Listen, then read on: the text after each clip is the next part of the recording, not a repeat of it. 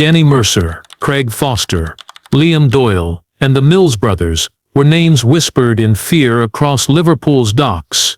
Men who built an empire of crime so powerful that no one dared cross them, until betrayal and ambition tore it all apart. In the late 1990s, Liverpool was a city of sharp contrasts, rich in culture and music, yet marked by unemployment and growing crime. Beneath the noise of football stadiums and the buzz of city markets, an undercurrent of desperation ran deep. It was in this atmosphere that a man named Danny Mercer began to carve his path into history. Danny grew up in Kirkdale, a tough area where survival depended on how quickly you could adapt. From a young age, he learned that the streets rewarded those who were fearless and ruthless. What started as petty thefts, stolen cars, fake goods, and smuggling cigarettes through the docks soon evolved into something much larger. Danny wasn't like the typical street criminals who chased quick money. He had vision.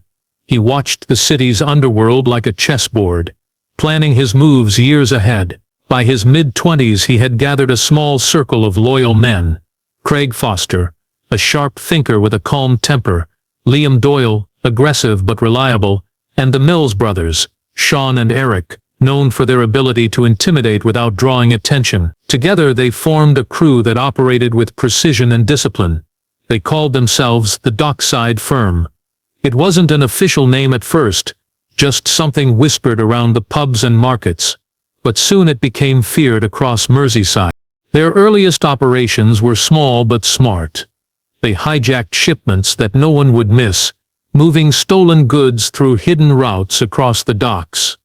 They avoided unnecessary violence, preferring to pay off guards and dock workers instead of threatening them.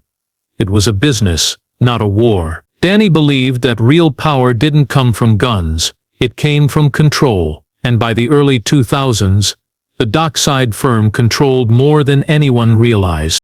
With each successful deal, their reputation grew. They expanded from smuggling electronics and fake designer goods to more profitable ventures, drug distribution, counterfeit currency, and money laundering. Every move was calculated, every risk measured. Danny made sure no one outside the circle knew the full picture. Even the men working under him only saw fragments of the empire. The fewer people who knew, the harder it was for anyone to bring them down. Despite the crime and corruption, many locals saw Danny Mercer as a sort of protector. He donated quietly to struggling families, paid off debts for small business owners, and kept violent outsiders out of his territory. He blended charity with crime, creating a strange loyalty among the people. Some called him a villain, others whispered that he was the only man keeping worse criminals away from their streets. For nearly a decade, the Dockside Firm operated in silence. Police knew something was happening but couldn't prove it.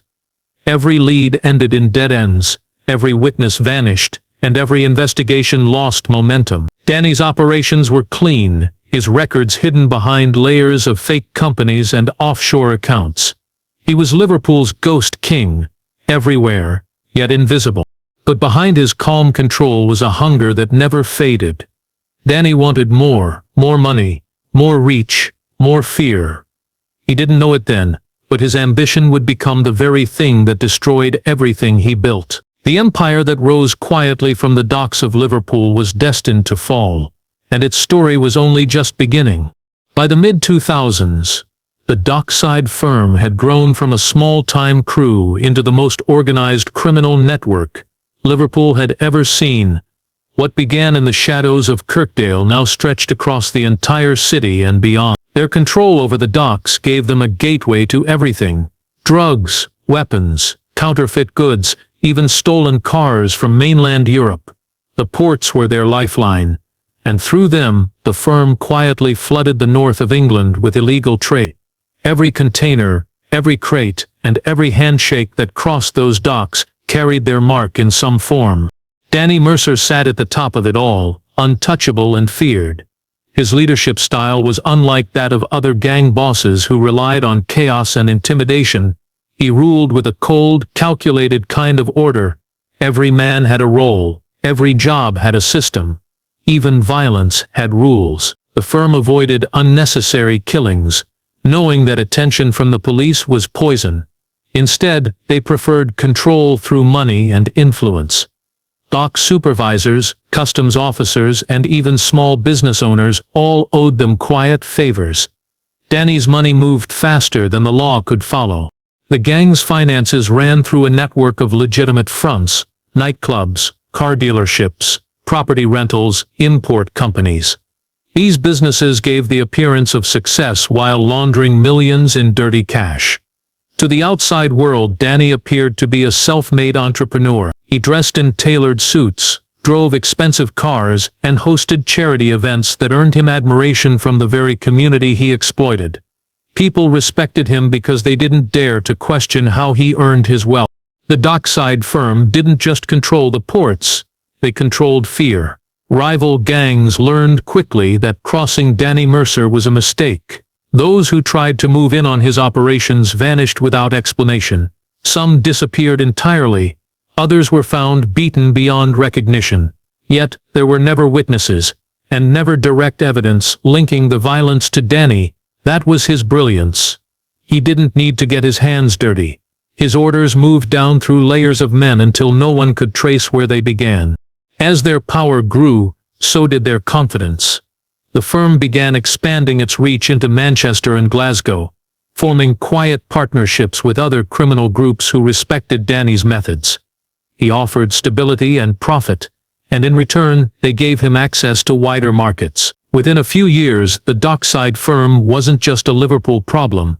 It had become part of a national network of organized crime. But with growth came greed.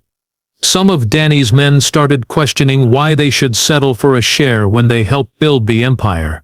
Tensions brewed quietly beneath the surface, though no one dared challenge him openly. The streets were full of whispers about money gone missing, shipments lost, and loyalty fading.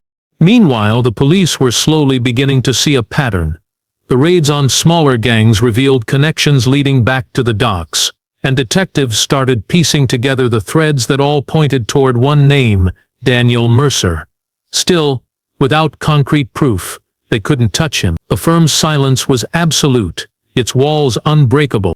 Liverpool's underworld had never been more tightly controlled, and yet unseen cracks were beginning to form.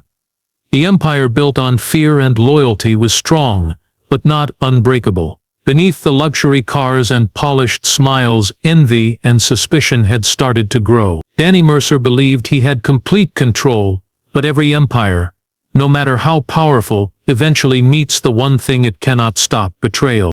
In 2011, the walls of the Dockside Firm began to tremble, though at first no one noticed the cracks forming. Danny Mercer still believed he had complete control, but within his circle, jealousy was starting to burn quietly. Among those closest to him, Liam Doyle was the most ambitious. He had been with Danny since the early days, running the riskiest routes and managing dangerous deals. Over time, he began to see himself not as a follower, but as a man who deserved equal power. Danny treated him like a trusted lieutenant, but Liam wanted to be more. He wanted his own empire, his own docks, and his own name whispered in fear. The tension between them started with money. Liam noticed that Danny was taking a larger share of the profits while the rest received fixed percentages. For years he kept quiet, believing loyalty would pay off. But when the firm expanded into new cities, the profits grew, and Danny's grip tightened. Every deal went through him, and every major decision required his approval. For a man like Liam, who had risked his life building the network, it felt like a betrayal. What Danny didn't see was how far Liam's bitterness had gone. Behind closed doors, Liam began making secret connections.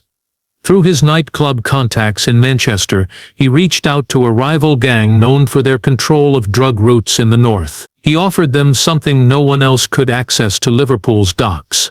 In exchange, they promised him protection, men and money to build his own crew. It was a dangerous gamble, but Liam believed he was clever enough to play both sides without being caught. Over the next few months, strange things began to happen. Shipments that were always secure started getting intercepted. Police raids occurred at locations that only a handful of people knew about. Danny grew suspicious but couldn't pinpoint who was leaking information. Each time they lost a shipment, the loss amounted to hundreds of thousands of pounds. The firm's reputation for being untouchable began to fade. Danny held quiet meetings, questioning his inner circle one by one. He didn't raise his voice, but his cold stare was enough to make grown men tremble. Still, no one dared mention Liam's name. Liam was too well-liked, too deep in the system to be suspected. He played his part perfectly, pretending to be frustrated by the setbacks and even helping to plan countermeasures. All the while, he continued feeding information to the Manchester rivals, tightening the noose around his own boss. Then, without warning, Liam disappeared. One night he was at his usual bar, and the next morning, he was gone. His phones were switched off, his flat was empty, and his car was found abandoned near the docks. No one knew whether he had fled or been taken. For Danny Mercer, his disappearance confirmed what he had feared most. Someone close had betrayed him, but he had no proof, only rage and confusion. The police, meanwhile, were quietly celebrating. The information they had been receiving about the Dockside Firm's movements had come from an anonymous source. They didn't know it was Liam Doyle, but his betrayal had given them their first real chance to strike. As Danny searched for answers, his empire was already beginning to unravel. The loyalty that once held the firm together had been replaced with mistrust. For the first time, the king of Liverpool's underworld was no longer sure who was standing beside him and who was waiting to destroy him. The downfall of the Dockside Firm began slowly, almost invisibly, like a storm building far beyond the horizon. At first, the changes seemed minor. More police patrols near the docks, a few informants suddenly missing, whispers of new investigations. But soon, the quiet disruptions grew into something Danny Mercer could no longer ignore. Raids began hitting their operations with alarming accuracy. 2 major shipments were seized in a single month, each worth millions. That had never happened before. Someone was feeding information to the authorities, and Danny knew it couldn't just be bad luck. Inside the firm, paranoia spread like wildfire. Every man started looking over his shoulder, wondering who might be the next to disappear. Danny, once calm and composed, became increasingly volatile. Meetings grew shorter, tempers shorter still. The trust that had bound the crew together was breaking apart. Danny ordered the relocation of warehouses, changed communication routes and shut down smaller operations. But none of it stopped the pressure. Every move he made seemed to be predicted. Someone still had eyes inside. The media began catching on to the chaos. Headlines appeared in local papers. Liverpool's hidden mafia under fear, and television news started hinting at a major criminal enterprise under investigation. Detectives refused to confirm the details, but everyone knew who they meant. The Dockside Firm, once invisible, was now front-page news. For a man who had ruled from the shadows, public attention was the worst possible enemy. The National Crime Agency joined forces with Merseyside Police to form a special task force. They called it Operation Hide. Its purpose was clear: dismantle the Dockside Firm from top to bottom. Every suspect, associate and family member connected to Danny Mercer was quietly placed under surveillance. Phones were tapped, bank accounts frozen, and vehicles tracked. Years of secrecy were being undone by technology and patience. As the authorities closed in, Danny's empire started to collapse from within. Some of his men were arrested on minor charges and quickly turned informants to save themselves. One by one, the circle that had once been loyal began to crack. Danny tried to maintain control, but he could feel the city turning against him. Businesses that once relied on his protection stopped answering his calls. People who once greeted him with respect now crossed the street to avoid being seen with him. For the first time in over a decade, Danny was losing power, not through violence, but through fear of exposure. The calm order that had defined the Dockside Firm was replaced by chaos. Mistakes multiplied, deliveries went missing, money dried up. The docks that once served as the foundation of his empire now felt like traps waiting to close. By 2015, it was clear that the golden days were over. The Dockside Firm was no longer an untouchable organization, but a crumbling relic of its own arrogance. Danny Mercer, once the ghost king of Liverpool, now spent his nights in hiding, trying to hold together an empire that was already gone. The betrayal that started it all had grown into something much bigger, a war he couldn't see, a trap he couldn't escape. The fall of the Dockside Firm had begun, and this time, there was no one left to save it. The night Craig Foster's body was found marked the turning point that changed everything for the Dockside Firm.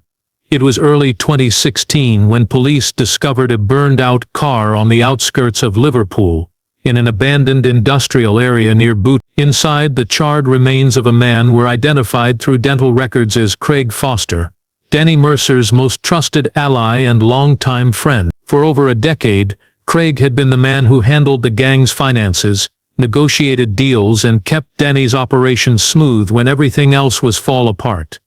His death was not only a tragedy but a message. Someone wanted Danny to know that the walls were closing in. The police initially treated the murder as another gang-related killing, but inside the Dockside Firm, panic erupted. The calm structure that once defined their organization completely collapsed. Craig had always been the balance between Danny's cold control and his men's growing fear. Without him, the firm descended into suspicion and silence. Some believed Liam Doyle had returned, seeking revenge for being cut out and hunted. Others whispered that Danny himself had ordered Craig's death, afraid that he was cooperating with police. The truth was lost in the chaos, but one fact was certain: no one in the firm felt safe anymore. Danny became increasingly isolated, rarely leaving his heavily guarded home. He trusted no one, not even the Mills brothers, who had been with him since the early days. Meetings were moved to secret locations, phones were destroyed after single calls, and all cash transactions were done through couriers, who didn't even know who they were working for. What Danny didn't know was that the police were already watching every move he made. Operation Tide had entered its most aggressive phase. Craig's murder gave investigators the opportunity they needed to strike harder. The violence drew national attention, allowing authorities to justify larger raids and deeper surveillance. Behind the scenes, the National Crime Agency planted informants within the lower ranks of the firm. Some of them were men terrified for their lives after Craig's killing, willing to talk in exchange for protection. Bit by bit, the investigation uncovered the firm's hidden structure, tracing money through fake companies and offshore accounts that all pointed back to Danny Mercer. Danny, meanwhile, grew desperate to regain control. He ordered brutal retaliation against suspected traitors, but his actions only added to the body count and strengthened the police case against him. Every attempt to silence a witness, every missing man, and every hidden gun added more evidence to the growing pile of crimes linked to his name.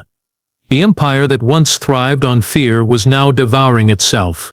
By the end of 2016, the once mighty Dockside Firm was in ruins. Its leadership was divided, its members scattered, and its reputation shattered. Craig Foster's death had broken the chain that held it all together. What Danny didn't realize was that Craig had been under police watch long before his murder, and his death had opened doors investigators had been waiting to enter. Operation Tide was no longer a hidden effort, it was now a full-scale hunt. The king of Liverpool's Underworld had just lost his crown, and there was no turning back.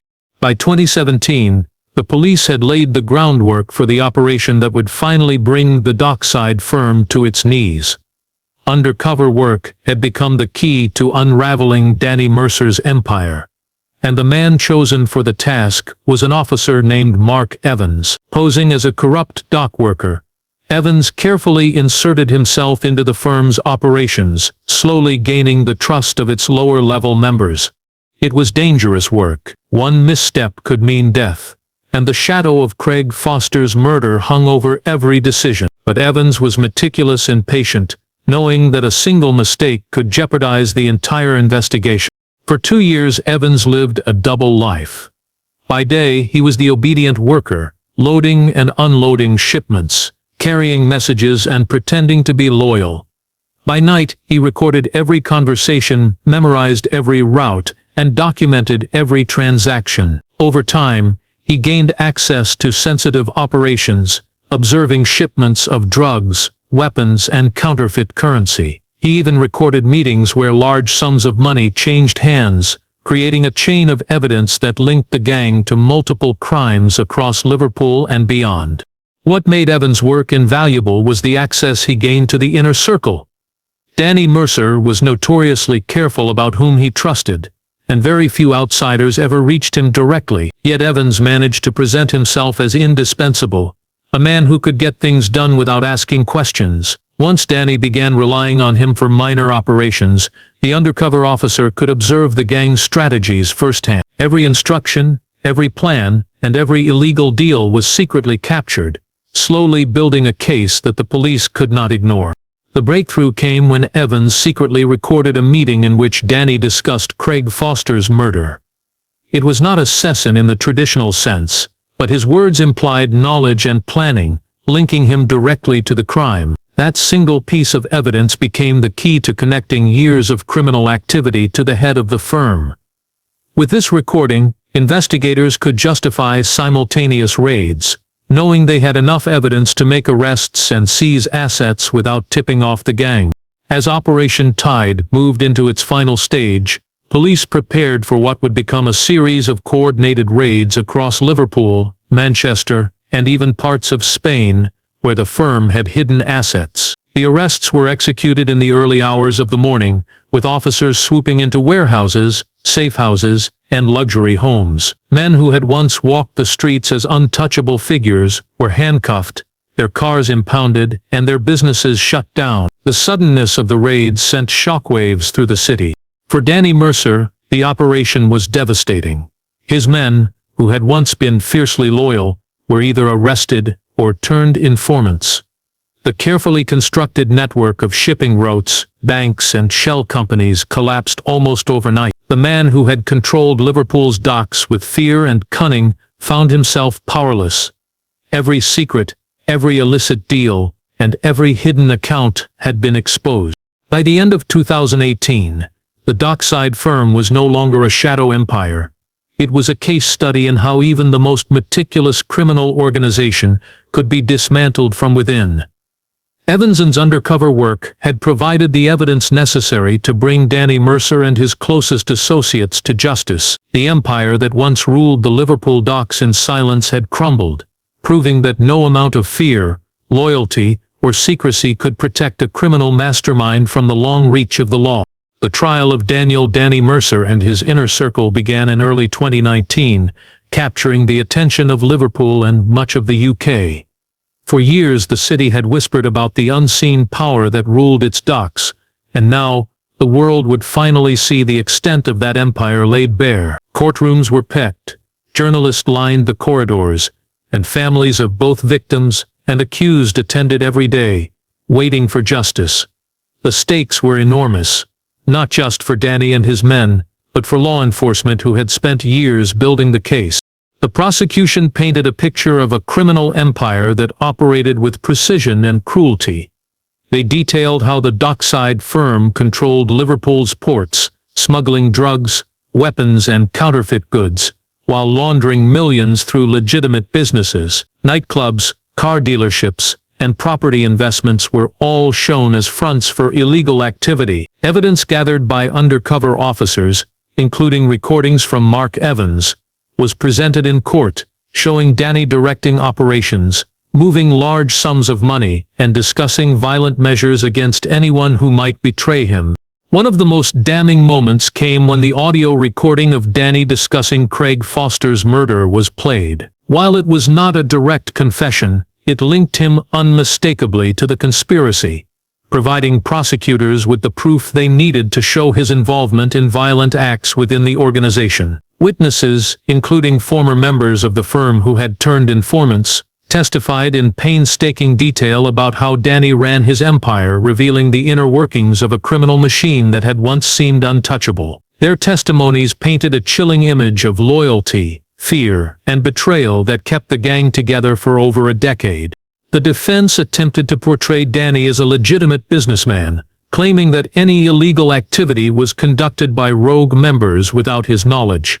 They argued that evidence was circumstantial and that law enforcement had exaggerated his involvement. But the prosecution countered with meticulous documentation, bank transfers traced through offshore accounts, intercepted shipments, and undercover recordings showing Danny's direct involvement. The courtroom was filled with tension as each new piece of evidence dismantled the narrative of innocence. Over the months of proceedings, the trial revealed more than just criminal acts. It exposed the psychology of power and control. Danny had ruled with fear, charm, and strategy, creating a loyalty that was almost unbreakable until cracks appeared. The betrayal by Liam Doyle, the murder of Craig Foster, and the eventual cooperation of lower-ranking members all came together to show that even the most tightly controlled empire could fall from within. In the end, the jury found Danny Mercer guilty on multiple counts, including conspiracy to murder, drug trafficking, money laundering, and organized criminal activity. He was sentenced to life imprisonment, with no chance of parole for 25 years. The other members of the Dockside Firm received sentences totaling over 120 years collectively, effectively dismantling the gang entirely. The trial closed a chapter on Liverpool's most notorious criminal organization, but the impact of the Dockside Firm's reign continued to ripple through the city. Families affected by their crimes began to find closure, while law enforcement agencies celebrated the dismantling of a highly organized criminal network. The courtroom battle had revealed the dark underbelly of a city that had long hidden in silence, showing that no matter how invisible power may seem, it can always be exposed, challenged, and ultimately defeated. Even after Danny Mercer and his associates were imprisoned, the shadow of the Dockside Firm lingered over Liverpool. The city's streets had begun to recover, but the memory of the gang's control remained vivid in the minds of residents. People still spoke in hushed tones about the docks, the warehouses, and the quiet men who once ruled from the shadows. For many it was a story of fear and survival. For others it was a cautionary tale of ambition and betrayal. The empire that had once appeared untouchable now existed only in memory and court records, but its lessons were etched into the city's collective consciousness. The docks, which had been the center of Danny's operations, were now under heavy surveillance.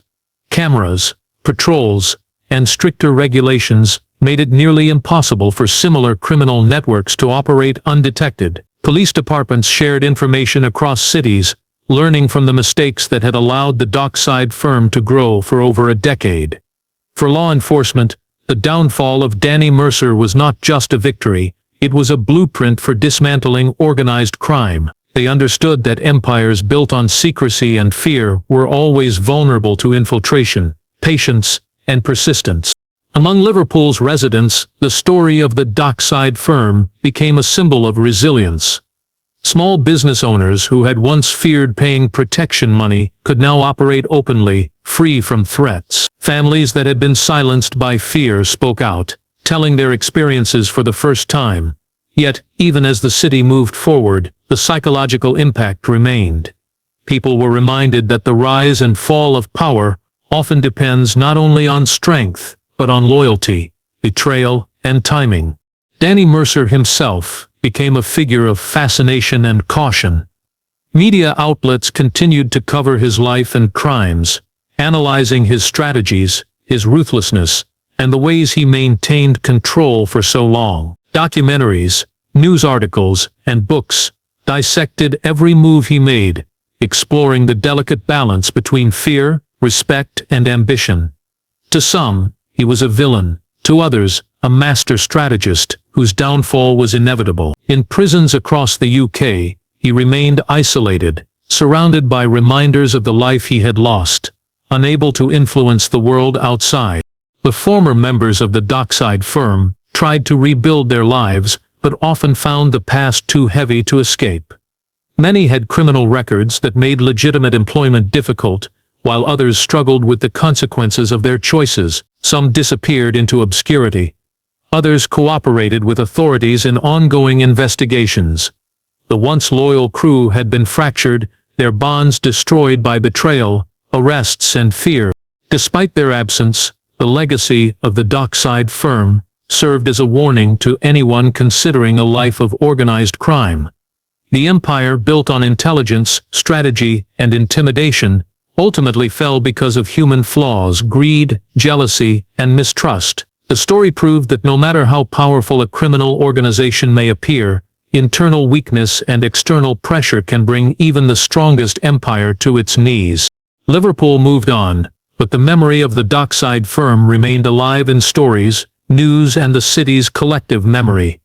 The docks were quieter, the streets safer, and law enforcement more vigilant. Yet every so often someone would whisper about Danny Mercer, the man who ruled from the shadows, reminding the city that every empire built on crime carries the seeds of its own destruction. The legend of the Dockside Firm endures, not as a celebration, but as a stark reminder that crime, no matter how sophisticated, cannot last forever.